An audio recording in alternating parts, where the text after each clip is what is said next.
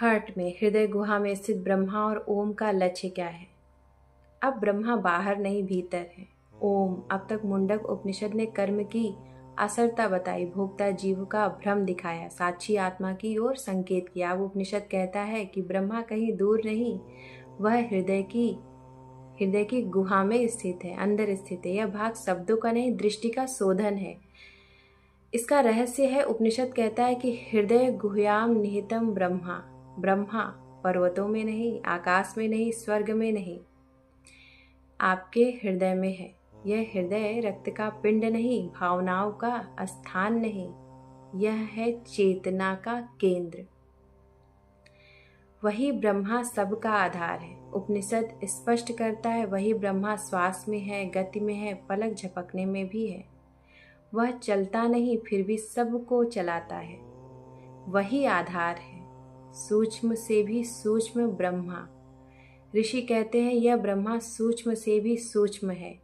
आंख से नहीं देख सकते, बुद्धि पकड़ नहीं सकती, फिर भी सब उसी पर टिका है।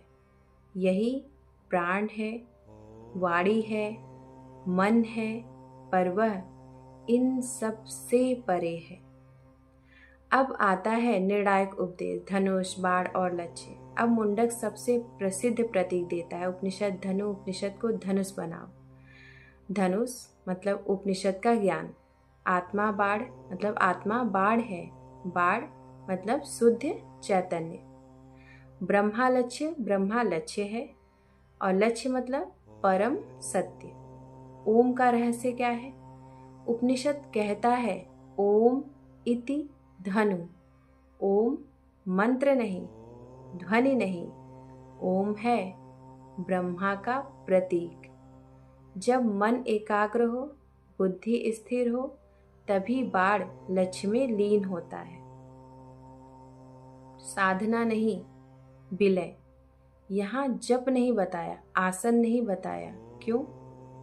क्योंकि यह करने का मार्ग नहीं, हो जाने का मार्ग है। जब आत्मा ब्रह्मा में लीन हो जाती है, तब साधक समाप्त हो जाता है। ब्रह्मा की सर्वव्यापकता उपनिषद उद्घोष करता है। वही आकाश है, वही पृथ्वी है, वही सूर्य चंद्र है। ब्रह्मा ही दाएं हैं, ब्रह्मा ही बाएं हैं, और ब्रह्मा ही ऊपर नीचे। कुछ भी ब्रह्मा से अलग नहीं है। प्रकाश का प्रकाश, ऋषि कहते हैं, वहाँ सूर्य नहीं चमकता, चंद्र नहीं चमकता, अग्नि भी नहीं। क्यों? क्योंकि ब्रह्मा स्वयं प्रकाश है। उसी के प्रकाश से सब प्रकाशित होते हैं। अब ज्ञान का फल और ग्रंथियों, जब यह ब्रह्मा जाना जाता है, हृदय की गांठें खुल जाती है, संशय जो आपके होते नष्ट हो जाते हैं, और कर्म निष्फल हो जाते हैं। यही जीवन मुक्ति है। मुंडक उपनिषद